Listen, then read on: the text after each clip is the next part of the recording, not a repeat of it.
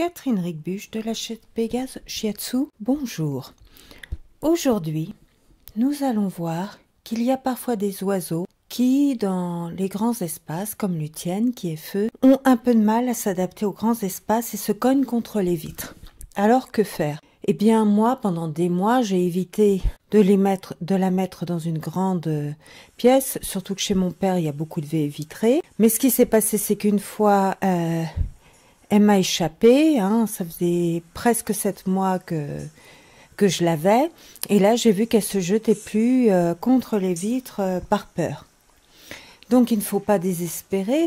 Si vous mettez une confiance qui s'installe de plus en plus par de la désensibilisation, comme j'ai parlé dans une autre vidéo, et je vais en faire une autre pour en reparler dans un autre contexte que le harnais, eh bien, l'animal prend confiance en vous, et donc, vous finissez par avoir un oiseau qui, dans votre environnement, a moins peur. Alors là, vous voyez Bérène qui montre à Lucienne comment descendre. Et en fait, ça, c'était le premier jour où elle arrivait à sortir dans la véranda sans se cogner contre les baies vitrées. Et quelques instants après, vous allez le voir, il va remonter. Et en fait, ce jour-là, 4-5 fois, il est descendu, remonté pour lui montrer qu'il n'y avait pas de danger, qu'elle pouvait descendre. Parce que lui, il a eu du mal, alors du coup, il avait un peu peur, puis du coup, il lui montre que c'est possible. Elle, en fait, elle a besoin de voir ce qui se passe, d'avoir un œil visuel sur tout l'environnement. C'est pour ça que dans les grands espaces, elle a peur. Donc, quand elle rentre, en fait, elle va plutôt sauter dans le hamac plutôt que de rentrer en reculant, en se laissant glisser sur un des pans du hamac, du furet. Alors là, vous voyez, ce qui se passe, c'est que souvent, pendant 1 heure et demie, elle reste en haut. Là, Bérène est montée sur un perchoir où il va pas souvent, mais là, il est allé pour se rapprocher un peu plus en hauteur d'elle. Et une fois, j'ai réussi à le faire monter en mettant du millet sur le perchoir. Alors, ce perchoir est bien parce que il est élastique, donc il bouge un peu au mouvement de l'oiseau et il correspond un peu plus à ce qu'est une vraie branche. C'est ça qui est intéressant en dehors de la cage. C'est un perchoir flexible. C'est ce qu'ils appellent les perchoirs dansants pour oiseaux qui aiment danser. Et quand elle se réfugie sur la clim de la véranda, j'essaye de l'enchasser parce que sinon Bérène se sent loin d'elle, vient la rejoindre et du coup, l'un comme l'autre, ils ne bougent plus. Alors du coup, je les chasse gentiment et du coup, peu importe où elle se met, Bérène reste sur la cage, elle est à proximité sur la cage mais très en hauteur, le plus souvent au-dessus de la porte parce qu'il y a un petit rebord qui est plus confortable qui l'aide à tenir.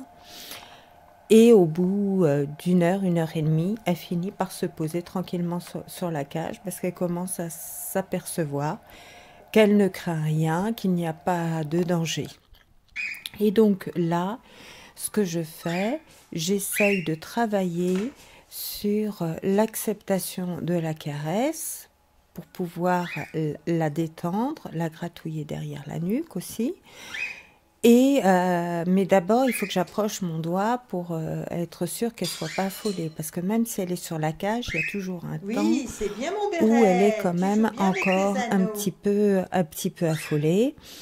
Et donc, je reviens, comme vous allez le voir sur la vidéo, plusieurs fois. Je teste avec Bérène qui est pas loin. Et Bérène, d'ailleurs, qui 2 fois, une fois qui a été filmée, une autre fois qui n'a pas été filmée, lui prend un anneau d'un jeu pour perruche que j'ai acheté pour classer les anneaux de couleur. Alors lui, il se contente de les prendre sur le portoir, présentoir, il les classe pas encore par couleur. Et du coup, une autre fois, la fois où j'ai pas filmé, elle était carrément en bas, s'était posée sur le sol après avoir paniqué. Et elle a monté sur la cage pendant que Bérène lui lançait un anneau. Donc, il est visiblement très préoccupé quand elle a peur. Il essaye de voir comment il peut l'aider, la rassurer, soit en piaillant un peu, soit en lui en montrant qu'elle peut rentrer ou descendre dans la cage via le hamac sans problème, soit en lui faisant cadeau d'un anneau. C'est assez marrant à regarder.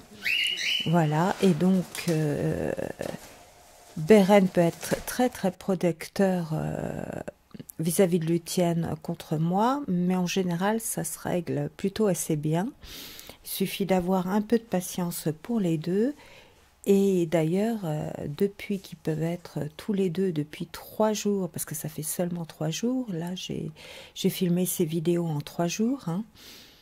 Et une fois, j'ai même réussi à faire monter Luthien sur le doigt, chose que j'arrive depuis un mois dans les WC, mais là, elle ne l'a fait qu'une fois, mais c'est normal, hein, ça fait que 3 jours qu'elle est à l'extérieur. Donc, à force de lui présenter le doigt, éventuellement de la guider avec l'autre doigt, comme j'utilise ma main pour la guider vers le perchoir dans les toilettes, hein, je vous renvoie à l'autre vidéo pour comprendre ce qui s'est passé. Eh bien, elle finit par réagir et à se pousser avec le doigt, et même des fois, sans même que je la guide avec l'autre doigt, elle monte sur le doigt qui est à côté d'elle-même. Donc j'essaierai de vous filmer ça, mais ça c'est plus dans les toilettes, c'est pas dans la véranda. Donc ça prend son petit chemin, cette histoire. Il faut être très patient avec les oiseaux, hein. C'est pas comme avec les chiens, les chevaux ou même les lapins où tout se passe très vite. Il faut vraiment prendre le temps, prendre petite étape par petite étape, se dire la prochaine étape que je veux, c'est ça. Et ne pas s'affoler si ça prend des mois. Et ne pas se fixer d'objectifs à long terme, quoi. C'est l'objectif à long terme se mettra en place petit à petit. J'ai acheté quelques jouets pour perruches qui prennent beaucoup, parce que Beren aime beaucoup prendre les choses avec son bec, que ce soit les stylos de golfeur, les anneaux. Il aime bien tripatouiller un peu tout. Donc je sais que je vais en faire quelque chose, mais quoi, j'en sais rien. Et puis de toute façon, là pour le moment, je peux pas la guider. Je commence seulement à arriver à guider Luthien, et encore dans les espaces confinés. Donc je vous remercie de m'avoir écouté, en espérant que mon expérience vous aura apporté quelque chose. Merci, au revoir. Mes prochaines vidéos, j'essaierai d'en faire une sur le quetzal, qui est un oiseau. Il y a plusieurs espèces, mais je serai surtout sur le quetzal resplendissant, l'emblème du Guatemala qu'on peut voir aussi au Costa Rica.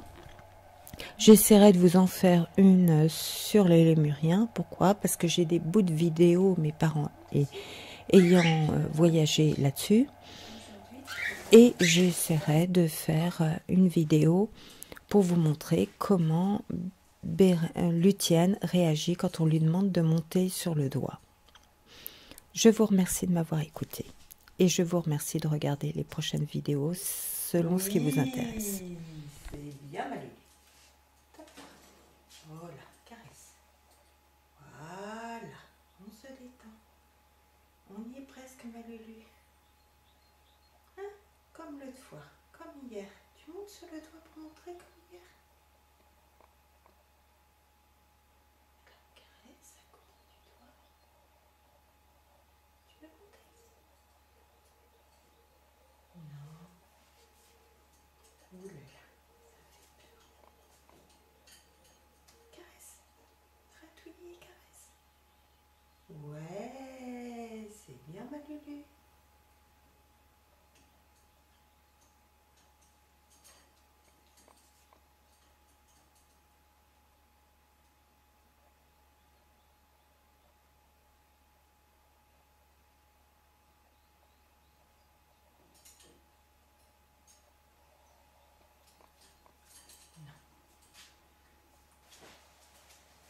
Une caresse?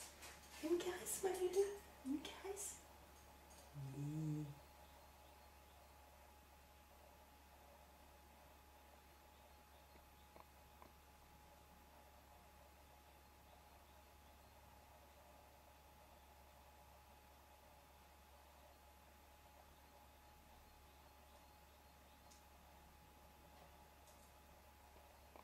bien ma Lulu. Oh, c'est bien ma crapouille. C'est bien ma lutienne. T'es mignonne ma lutienne. C'est bien. On y arrive.